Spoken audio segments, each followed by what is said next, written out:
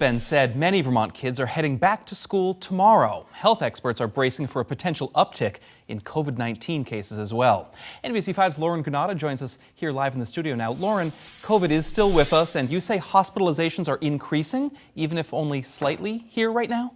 Jack, that's right, they are. And with a rise in cases of the new COVID-19 variant, state health experts and school officials are closely watching the number of infections in Vermont, and they're asking families to take precautions seriously.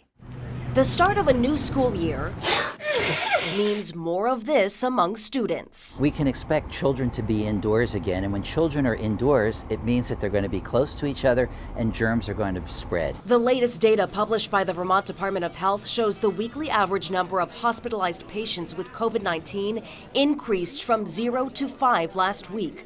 And now hospitals like the UVM Medical Center are gearing up to potentially see more as kids head back to the classroom. But the best news would be to keep everyone healthy by getting vaccinated, washing their hands, and wearing those masks if someone at home is sick, if someone in the classroom doesn't have a healthy immune system. State guidelines require students to receive these vaccinations by the first 2 weeks of classes, which still does not include the COVID-19 vaccine. I don't know that there are any plans to require the COVID-19 vaccine.